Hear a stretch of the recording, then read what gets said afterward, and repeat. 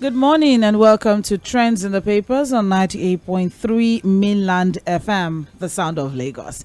This is the part where we get to look through the major trending stories on the front pages of our dailies. So, my name is Omobola Sandra. I won't be doing this alone. Fuad Sahid will be joining in via the phone line any moment from now to give analysis to the stories that we're going to be treating this morning.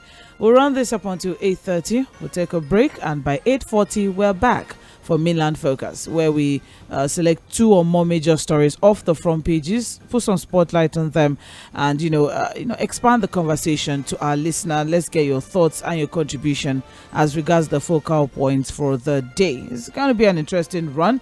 Of course, today is Wednesday, so there won't be global view. But of course, by 10 a.m.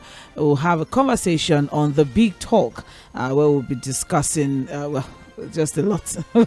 Stay tuned. Of course, today is Wednesday. It's going to be from one bumper package to the other on Mainland FM. All you have to do is stay tuned, because of course by 1 p.m. we'll be having midweek politics with Sahid Fuad and Tᴏᴜᴛᴜ Akinade, and by 4 p.m. Sage Babalola will be in the Situation Room. So it's going to be one bumper package from one to the other. All you have to do is stay tuned, because the conversation never stops here at Mainland 98.3 FM. So let's welcome Fuad into the conversation. Good morning, Fuad. How are you doing? Yes. Hello? Can you hear me? Yes. Good morning, Sandra. How are you doing? Oh, I'm well. Thank you very much. You're welcome, Fuad. Thank you. Thank you. All right. So let's get into what we have on the front pages of our dailies this morning. I'm going to be starting with Vanguard newspaper, because there's a very interesting, the major headline there is interesting. So we'll start with Vanguard newspaper. The major headline on the front page of Vanguard: protest over high prices, no food shortage in Nigeria, says federal government. We have riders here that says pleased with millers, major commodity traders to make available what's in their stores. President directs committee to take immediate action to arrest the situation. And finally, the president is back from France. I hope he brought goodies and chocolates for us. But that's not the point here. What we're looking at is, Fuad, I'm sure you've seen the response and reactions of the presidency as regards the protests that were held in Minna and Osun, in various parts of the country, as regards the rising living costs, rising food prices, and all of that, inflation generally. And the presidency came forward to say, it's just opposition that's trying to create some sort of ruckus. There's no such issue and all of that. Now we are having here reported on the front page of Vanguard. The federal government is saying there's no food shortage in Nigeria, and directives have been given from the president, and they are pleading with millers and commodity traders to make available what they have in their stores. So is it a factor of the fact that, or is it a factor of store owners having things in their stores not ready to sell, or we have consumers or Nigerians not having a purchasing power to actually buy what is in the store of these owners? Okay, Sandra. Well, let's take it this way. I think I want to start first by talking about the response of the APC to the protest in Niger State, in Kano State, and in parts of Osun State, and then of course pockets of protest in different parts of the country to actually high cost of living. Mr. Felix Moka, who a lot of us know very well, I think he's currently the policy secretary of the APC, and he was on TV saying it was just about politics, it was about the opposition whipping up sentiment and causing all of these protests, and so to him it was just about politics. There was nothing real about the protest of those we saw as ordinary Nigerians who are groaning and complaining about the hardship in the land at this time. Again, on that, I want to just plead. I want to say plead is because again, some of us know how these things can easily spiral out of control. As much as government officials find themselves so comfortable, find themselves so overfed, to the point where they are completely detached from the reality of Nigeria, I think it is better that they keep quiet if they have nothing to say to real issues of Nigerians than to begin to trivialize it and scandalize it the way they are doing. If you understand what I'm saying, Sandra. I'm with you. Because again, even the governor of Niger said that, oh, it was just people that were organizing this protest. There was really nothing to eat until the government had to call an emergency meeting yesterday, Sandra. They didn't even wait for the president to come back. You understand what I'm saying? Yes. And you need to show that they themselves know they are getting the feedback. They know that, look, this is not about politics. Sandra, if you go to a market now and say you want to buy a Congo of Gary, is the market woman going to ask you whether you are APC or PDP or whether you are Labour Party? So where is the politics in what Nigerians know? Look, even men who don't go to market, they are already feeling it. Because again, the money you used to give to before, that used to be adequate and all of that, you have your wife now complaining almost every day that, look, this money is not doing anything. You understand? Okay. So even the cost of fueling my own car now, is it about politics? I know how much I now put into fueling my car and the kind of hardship it is costing me, Sandra. So am I a member of PDP or Labour Party? So now say it's politics. If you understand what I'm saying, I know what it now costs to maintain, so, again, when they make some of these statements, some of us just wonder as to what is going on in their mind, what is the thinking pattern of these guys. Because again, this is Mr. Fᴜဃᴜᴜ, who is the political secretary of the APC. And if it is their thinking pattern, I keep saying it, then there's a problem. And then we now go to the government saying there's no food shortage. Yes, there's no food shortage. I agree, Sandra. But the cost is too high for people to bear. Like you said, the purchasing power of Nigerians have completely gone down. If stores have food, if you go to the market now, you see gari, you see beans, you see everything. It's available. But can the people now buy it? That's the question. What is the purchasing power of ordinary Nigerians now to be able to buy those things? Because again, they have started, Sandra. From the meeting now, they are going to open. Remember that as far back as last year, August, they talked about opening the food bank of the country. Yeah. You remember that this thing you are talking about now is not new.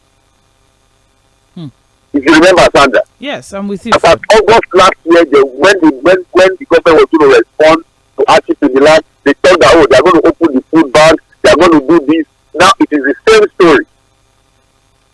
The food is available. Yes, I agree. There's no shortage of food in the country. But the question is, do people have the purchasing power? Is there money available to them to buy these things? That's the question. They can't afford it. There was this video someone said was a skit, whether it's skit or not, it's still the reality of Nigeria. That 5,000 cannot even cook a pot of soup now, Sandra. And that's the reality. If you want to cook a proper soup now, I'm sure you can't even get it with 5,000 naira.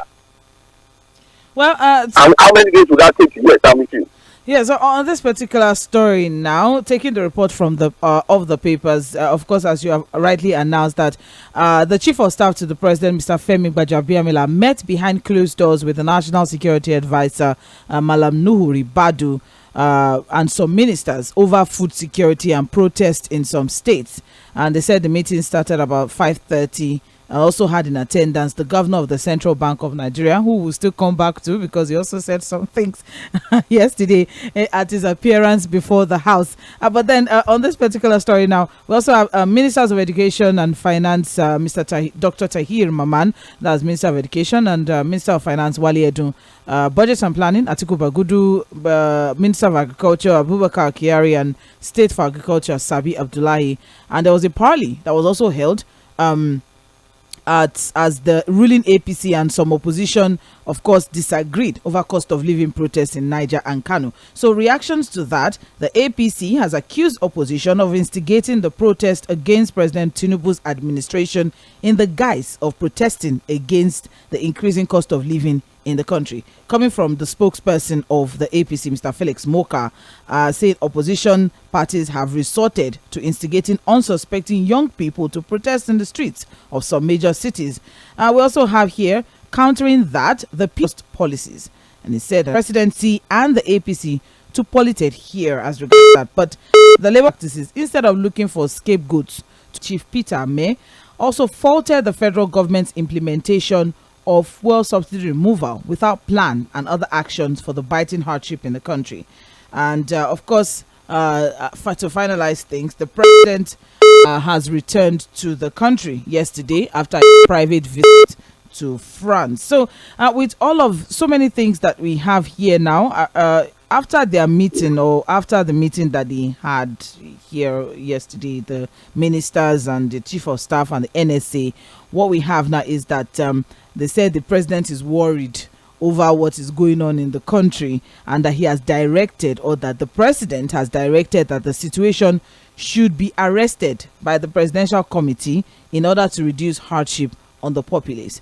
The minister said there is enough food in the country, that some elements are trying to take advantage of the high food prices and the depreciation of naira to cause havoc. So what is the minister saying precisely? He's saying that there is food in the country, and that some elements are taking advantage, or trying to take advantage of the fact that there's high food prices and depreciation of the naira to cause havoc.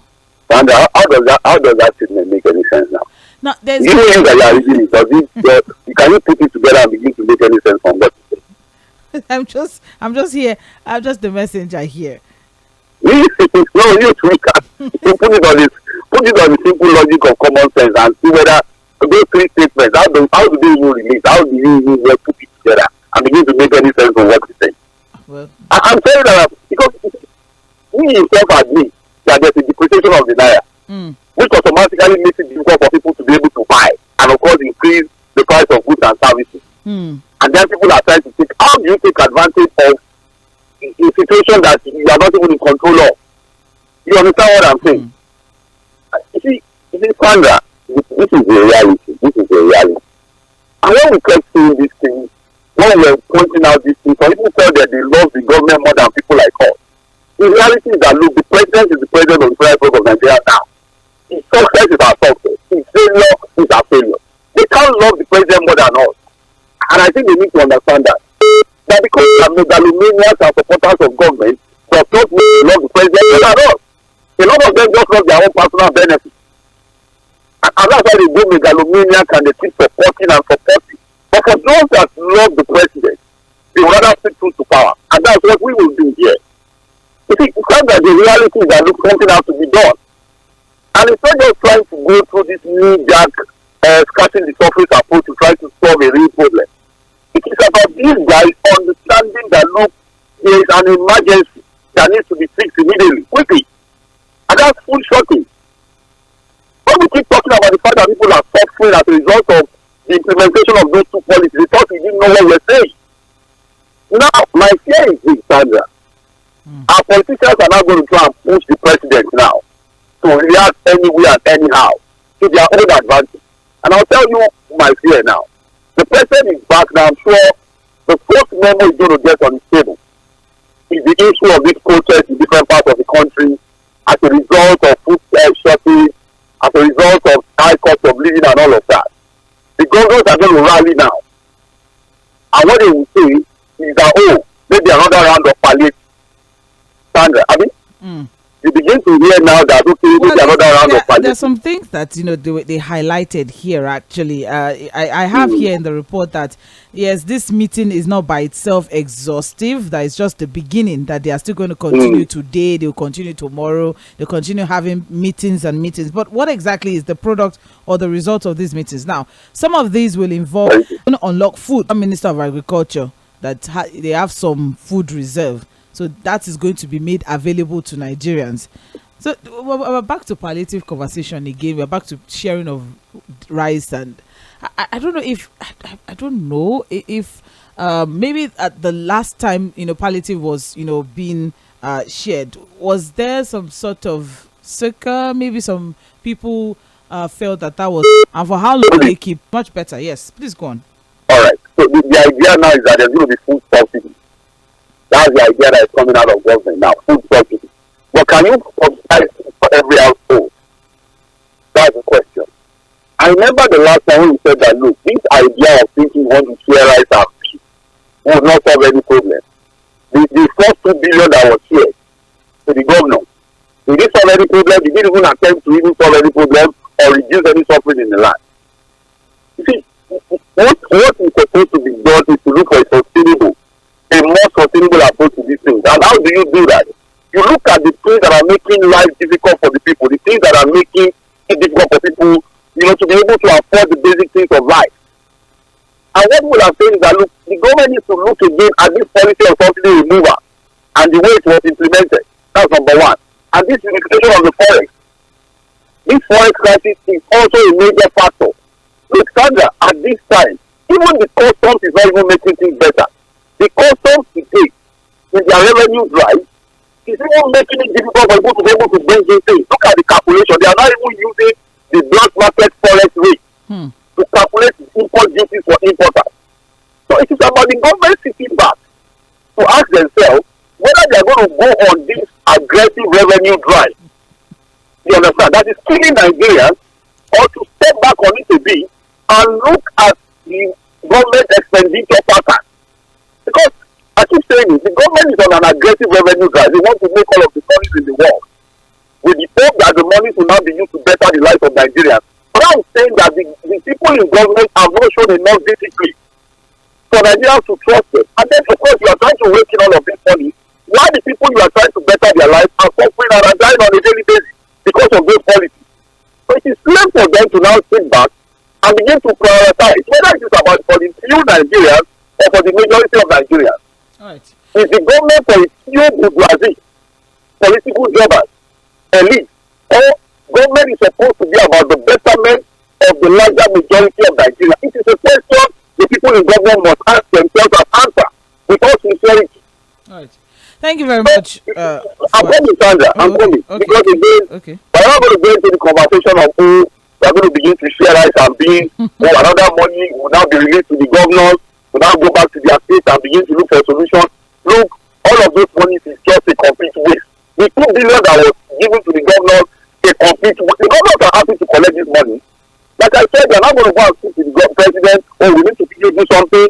Maybe out of panic mode, another money will be released to them.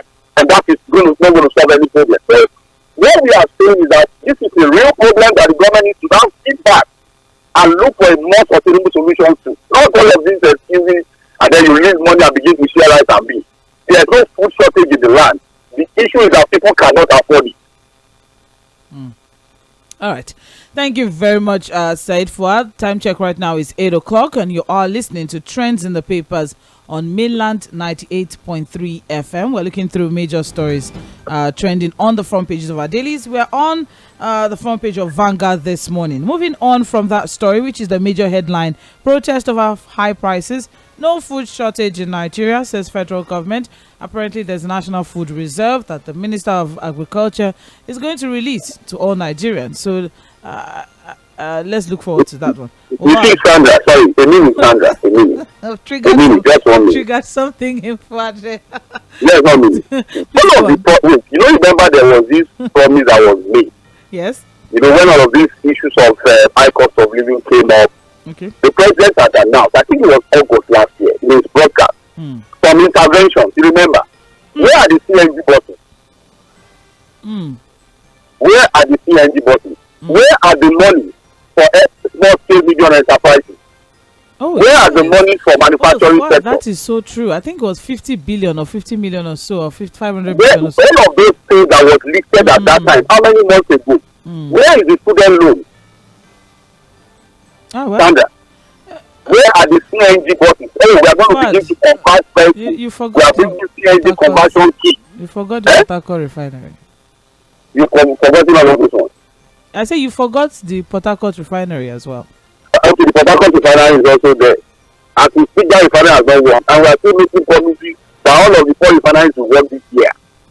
Well, I mean, just okay. Yes, I'm with you. No, I'm saying is that look at all of those things. How much, even the wage award, it is not even fully implemented. The people have already gotten food. Lord have mercy. That's true. It's just 1 month that was paid. No, 2. They said they paid 2. That's September, October. So we're still expecting November, December, January. Yeah, you don't get it down. we are still expecting the federal workers to be paid November. Let me rephrase my sentence. So we're still expecting the federal workers to be paid November, December, January. So how many of those promises as of last year have been implemented by government?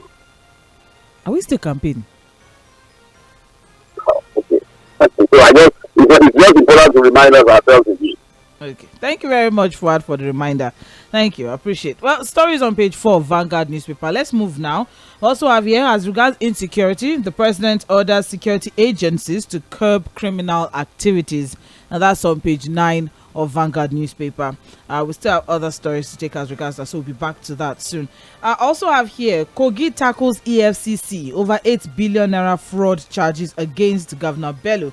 This is quite an interesting one. Just very quickly, what we have is that the Kogi state government has raised an alarm over what they described as a desperate attempt by criminals masquerading as politicians to tarnish the image of the immediate past governor of the state, Yahaya Bello, through the Economic and Financial Crimes Commission, EFCC. What I don't know what Governor Ododo is up to in Kogi State.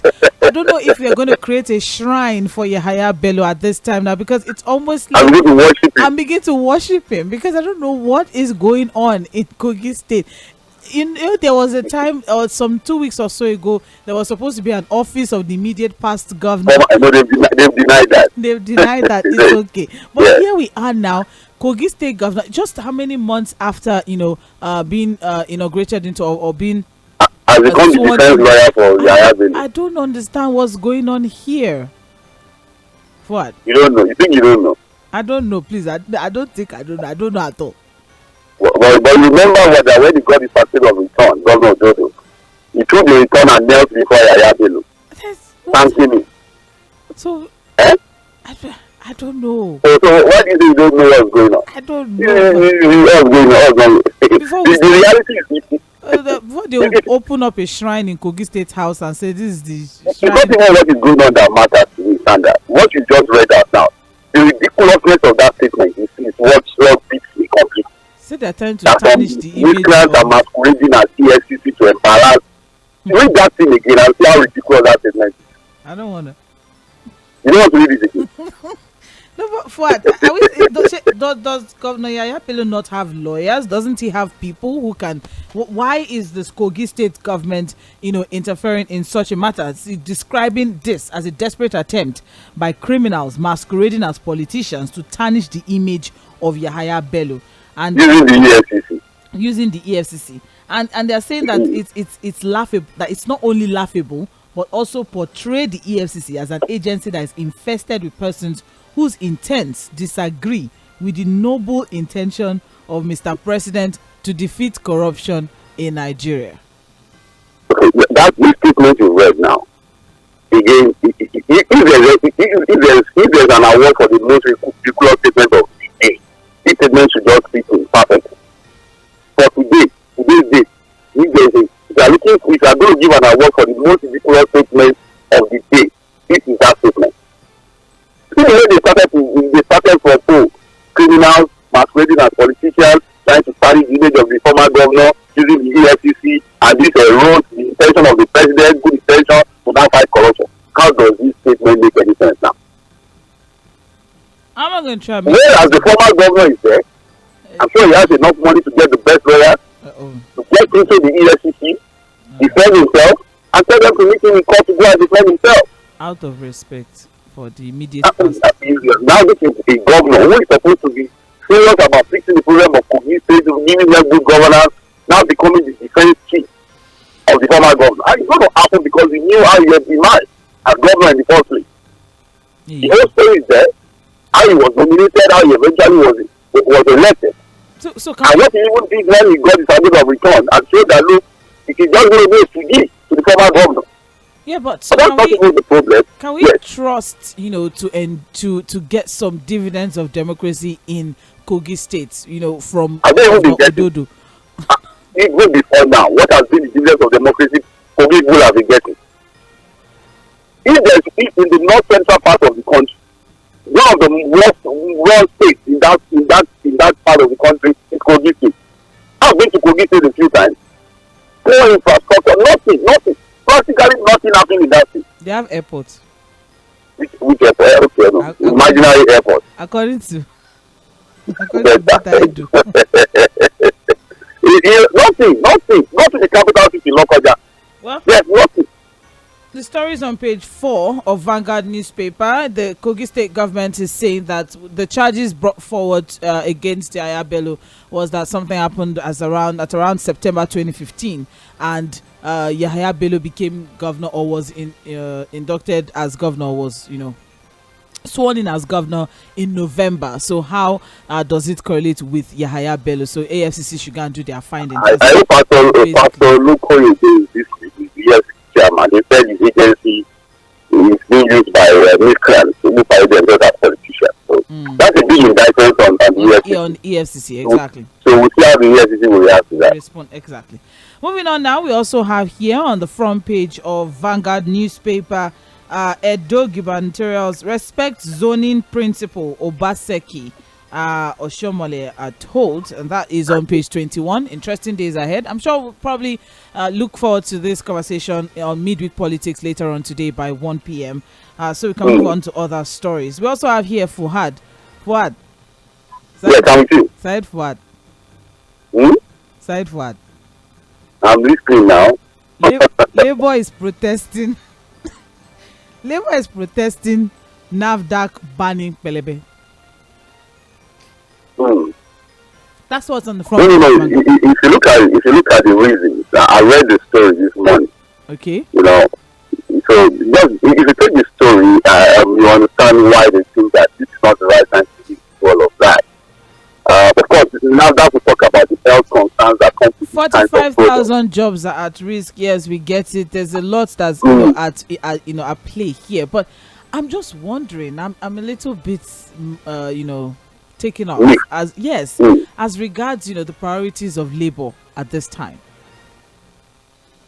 One of the priorities should also be the fact that look, anything that's going to lead to job loss. I'm not saying that we should not look at the health concerns of Nigeria and what NAFDAC is trying to do. This is not the first time NAFDAC has talked about banning this pellet and all of these little things.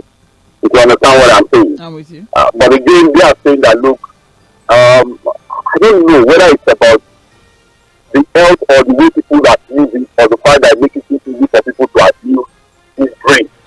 You understand what I'm saying? But I would say that it's not really a problem. If there are these things that also produced in larger quantities and people can as well as use it. Is it that the fact that it comes in smaller sachets that is the problem, or the fact that people abuse it because it comes in smaller sachets? You understand what I'm saying? Because this same drink comes in bigger packages. Okay. And people are also abusing.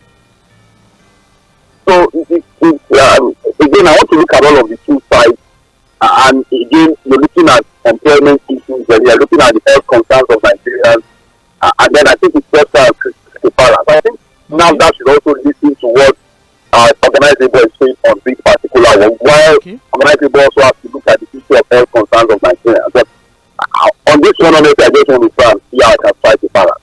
All right, that's a good one. Thank you very much for that.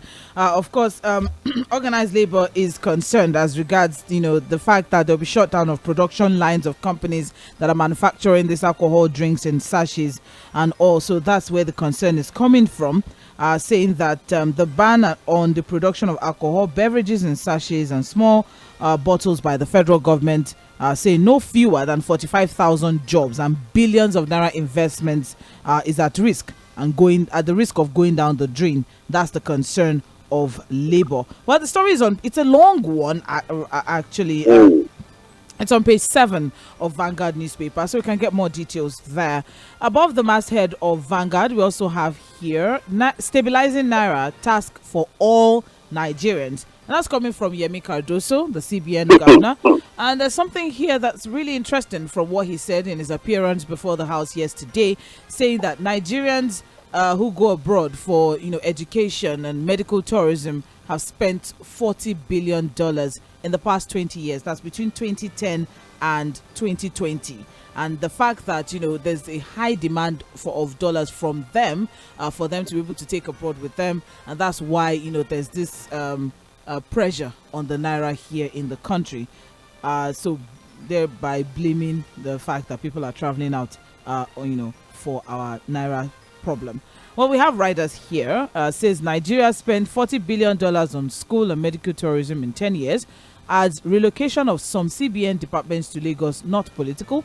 Federal government has no plans to increase tax. That's coming from FRS boss Zach Adedeji. Economy finally taking shape.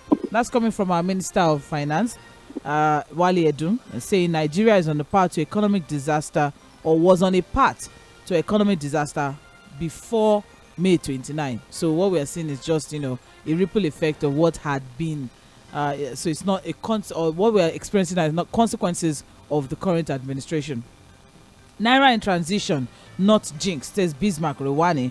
Says low forex inflow, lack of confidence in currency is responsible for Naira's free fall. Fuad, which one of these would you like to start with? Is it the statement from Wale Edun or the statement from CBN Governor Cardoso? I'll put it all together, Sandra. Okay.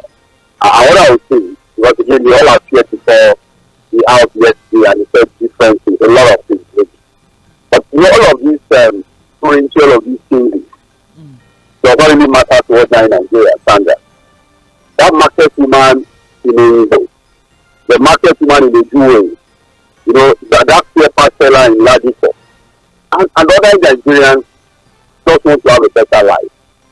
They want to be able to earn a good living and be able to live a decent life. They know Nigeria is a great nation, and they expect to see the dividends of democracy from the people in government. They expect that the government is supposed to be about bettering their life, not making it worse for them. So whether it is, because the CBN government is saying that, look, the forex crisis can be resolved by everybody. I don't know. I'm not sure it's about everybody. It's about them being regulators and people in government solving the problem. If they know the problem, they should solve the problem. You understand? If 40 billion is being spent by it's for the bourgeoisie and the political elite and their associates. I don't know how much medical tourism other Nigerians have to go that requires them spending dollars or sending their children abroad. It's the people who have the money to do all of these things. Like I said, you aggregate all of these things that they said before the house. I was listening to Mr. Bagudu yesterday too, and all of the things they said before the house. And my conclusion is that, look, the government needs to find a very quick solution to the problem of access to the land. All of these things will not matter if Nigerians continue to suffer. They have been elected to fix the problem of the country. They said they knew what it takes to fix the problem, and Nigerians are waiting for them to fix the problem. Thank you very much. Well, the story is on page 5 of Vanguard newspaper. Time check right now is 15 minutes past 8. You are listening to Mainland 98.3 FM. This is the Morning Express, and you're currently on to trends in the papers. Excuse me. Let's move on now to the Guardian newspaper. Just very quickly, let's see what we have on the front page. The major headline: inflation, price hike, push an egg-a-day diet beyond Nigerians' reach. Egg-a-day. Who is eating egg-a-day? Who is eating one egg per day? No, if you say you must take one egg a day. When egg is now 2 for 250, how are we going to achieve it? 2 for what? 250. So that's what I'm saying. How do we take one egg a day? We need to be. How are we going to achieve that? So if you have, for example, you have 3 children, yourself and your wife, and just egg has to be on your meal, you know how much that will cost in this.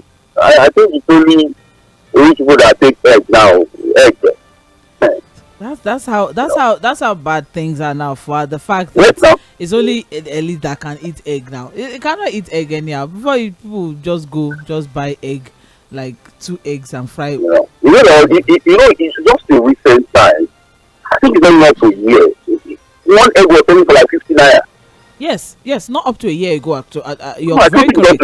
As about early last year, we were still buying an egg for 50 naira. You're very correct. Like 50 naira, what? Yes, but today I think one egg is about 150. About 150. 2 is 250. 250. So a crate of egg is now going for about 3,600, and that's even depending on your location. It could go higher, it could go lower. Not lower, definitely not lower, but it could go even be higher than that. So 3,600 naira. That's how much a crate of egg is. For even a bag of sachet water is now ridiculously expensive. Sachet water, you can't buy sachet water at 10 naira now. It's 3 for 50 naira That's how they are selling it now. It's just people are not boiling water, Sandra. Again, to boil becomes a problem because you have to use. People are finding a way to boil. To even boil water now, you need light, and there's no light, and light is expensive. And if you want to use gas is expensive as well. So everything is just, and here we are, where people are protesting high cost of living, and they said, oh, it is opposition parties, yes, that are coming forward to push some sort of agenda. But what we have now is the fact that insufficient power supply from grid compounds alternative energy costs and has dampened production. All right. We also have the fact that high feed price has increased production costs to feed the is it broilers now, the ones that are laying the egg layers, yes, to feed the eggs, to feed the chickens now is also expensive, because the price of feed is now has also gone up. Rise in fuel price has increased transportation cost by 25 to 30%. Right. So what we have now is wholesalers and retailers are not getting enough eggs due to supply shortage. So there's not even enough eggs to go out, and even the little that comes out is expensive.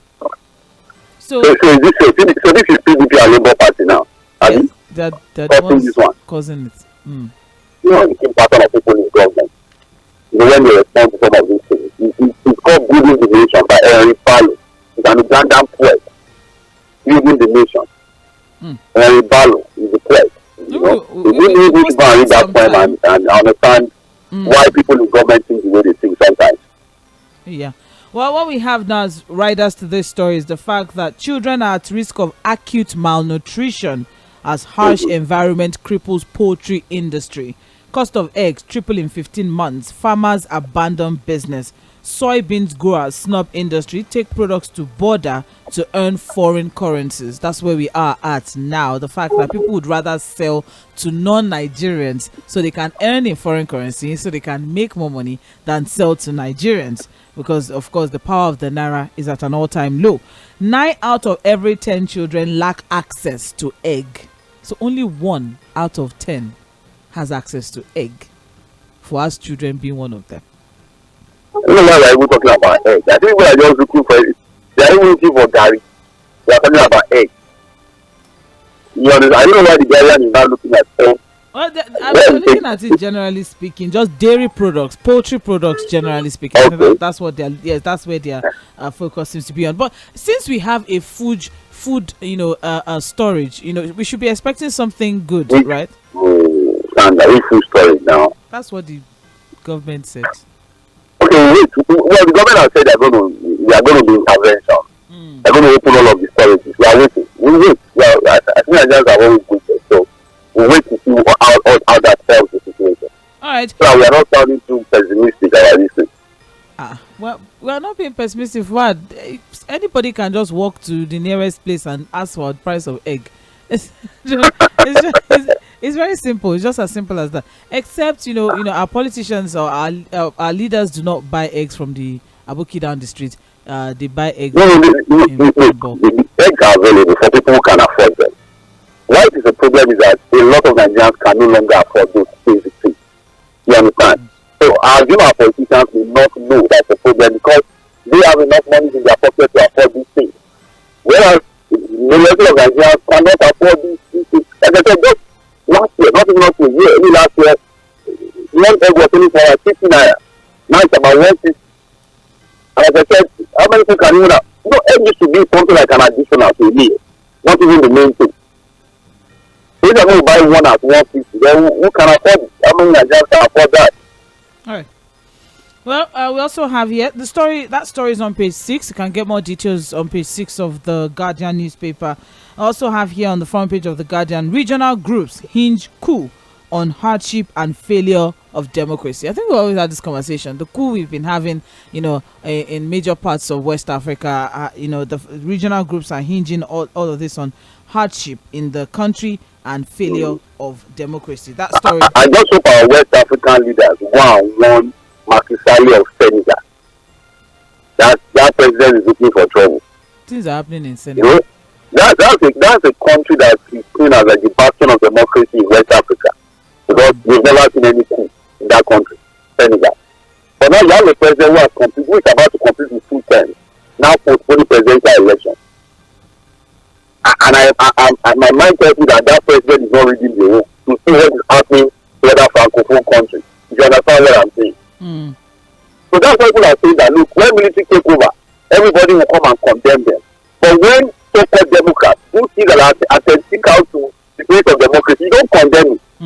I've not seen West African leaders now condemning what the president of Senegal is doing by postponing the presidential election against what the constitution says. No, ECOWAS responded. They have demanded a return to the electoral calendar. ECOWAS responded to that, actually. Okay. Yes, ECOWAS did. Yes. Yeah, because before the other people now do something and they now begin to say it's thanks and will not do it, they are better winning that president to do the right thing. And something needs to be done now. It needs to be nipped at the bud now before it escalates, and then we have another president who is there for 90-something years or 60-something years, like some other presidents in West Africa. But then ECOWAS responded, or they have opposed, his proposal, and they have demanded a return to electoral calendar. That's. But well, unfortunately, there's no global view today. But not to worry, we'll keep you up to speed as regards all of this stories soonest. The stories on page 3 of the Guardian newspaper. We also have here on the front page of the Guardian, Naira free fall. CBN blames rising number of Nigerians schooling abroad and medical tourism. We started this. They're blaming Nigerians again. Oh, that was what I said that from Vanguard. He's blaming Nigerians that are schooling abroad. I thought he was just giving the figures. No. I didn't know he was blaming. Oh, he did. He said it's Nigerians that are schooling abroad because there's a demand of dollar from them. That's why things the naira is falling, and that's so Nigerians should stay at home. Don't go anywhere. Don't go anywhere. The fact is that he said, and I quote, that the stabilizing the naira is the job of all Nigerians. Yes. You know what, Sandra? Yes, I'm with you. I don't know how to describe what I feel when I see Mr. Yemi Cardoso talking. I feel as a man who genuinely wants to solve the problem. Yeah. You understand what I'm saying? I see him as a man who wants to get. If you look at his body language, his mannerism when he talks, he appears a man who really wants to solve the problem. But does he have what it takes to solve the problem? I don't know. You understand? When I say what it takes now, does he have the idea? Does he have the capacity and the competence to solve the problem? Honestly, I don't know. Until he solves the problem, or is able to solve the problem. But to now say that because Nigerians are traveling abroad and all of that, we talk about the 3 levels of demand for forex in the country. The speculative demand coming from the parallel market, the corruption demand coming from our political elites and their cronies and advocates, and the genuine demand for dollars. I categorize people traveling abroad, medical tourism, schooling abroad and all that for genuine demand for dollars. And that can never be the reason why we have this forex crisis. The reason for the forex crisis is the 2 categories of demand that I've mentioned. The speculative demand from the parallel market and the corruption demand for dollars from our political leaders, their associates, and their cronies. And that is the one Mr. Cardoso should focus on, those 2. Not the genuine demand for dollars from manufacturers, or people want to go and school abroad, or people want to go and medical. That can never be the problem. The problem is our people, our own people here, who are speculating from the politicians, their associates, and their cronies. I told you before that, look, the information is there that, look, when a lot of these governments collect their pack and... Hello, Fuad. Hello. Oh, well. You think they keep it in Naira? No, please, you have to take that again. I lost you for a few seconds. No, what I'm saying is that, look, there are information out there that, look, a lot of these governors, or some of it, when they collect this allocation, they convert it to dollars. All of this corruption we are seeing, this money that people are stealing, you think they keep it in Naira? You actually think they keep it in Naira? And then you have talked also about what the banks are doing. Holding the dollars, getting dollar allocation and not giving it out. If you think those problems are now blaming Nigerians who have struggled to get money to send their kids abroad. Those are genuine demands that can never lead to this problem we are seeing. The real problem we need is to fix the problem.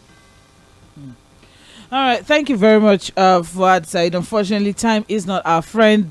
There's still so much story that we need to cover right here on the front pages of our dailies. This is Mainland 98.3 FM, and you're listening to Trends in the Papers. Now, stay with me. I have a message on Facebook is saying, Sandra, I disagree with you on sachet water. It says sachet water is 2 for 15 naira. Well, I think it depends on location, though, Mr. Bashir Wali. I think it depends on location as well. Yes, but it can't be 2 for 15 naira. Is it 15 naira one? It is. You can actually get it's 2 for 15 naira, whether cold or hot or any weather. Pure water. Pure water. That's they're selling. It's 2 for 15 naira. It's 2 for 15 naira. But Fuad, when last did you drink pure water? Sorry, don't expose my poor status. Usually when I don't even take pure water, I just use tap water. Maybe just boil water and just drink. Now. It's all right. Let's move on now. On the front page of the Punch newspaper, I have here, Nigerians spent $98 billion on foreign trips and education in 10 years. This seems to be a hot topic this morning. The statement of Mr. Yemi Cardoso when he appeared before the National Assembly yesterday in the company of the Minister of Finance, Mr. Wale Edun, trying to, discuss as regards the Forex and the depreciation of the naira. Yes, so we have riders here. CBN says it can't stabilize exchange rates alone.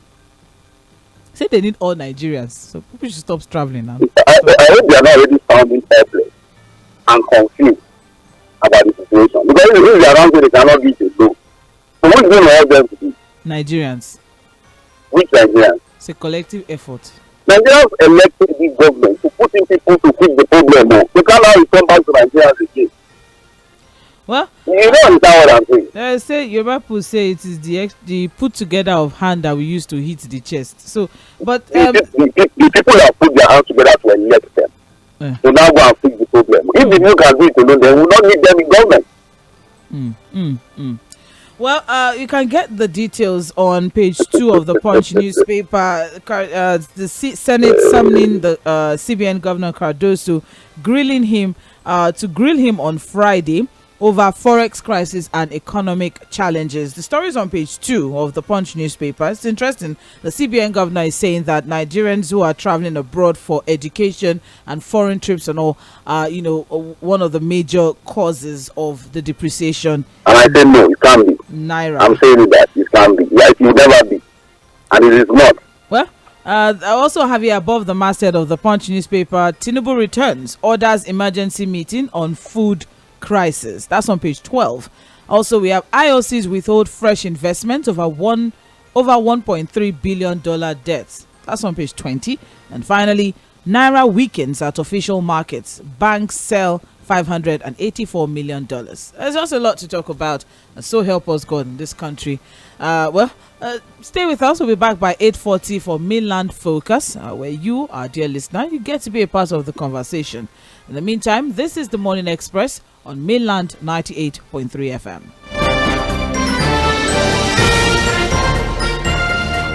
The Financial Services Regulation Coordinating Committee, FSRCC, in collaboration with the National Broadcasting Commission, NBC, wishes to draw the attention of the public to the worrisome increase in the activities of illegal financial operators, IFOs, which threaten public trust and the stability of the Nigerian financial system. The FSRCC and NBC hereby advises the general public to refrain from dealing with unlicensed financial operators who deceive individuals with unrealistically high investment returns. Make sure to verify the licensing status of such companies and schemes on this website. To report any suspicions of illicit financial activities, call 0700 225 5226, 0800 225 5226, or +234 817 665 6273. Let's work together to uphold the integrity of Nigeria's financial system. Announcer, FSRCC. What takes a plate of jollof rice to the next level of goodness? Is it when it is cooked with non-sizzling cubes for that sumptuous taste? Or when you serve it with correct Nigerian salad, cabbage, carrot, lettuce, and a bit of kidney beans? It's both. Season your jollof with the rich taste of Knorr cubes and serve with plenty of vegetables. So go ahead and elevate your meals. Today, eat for good.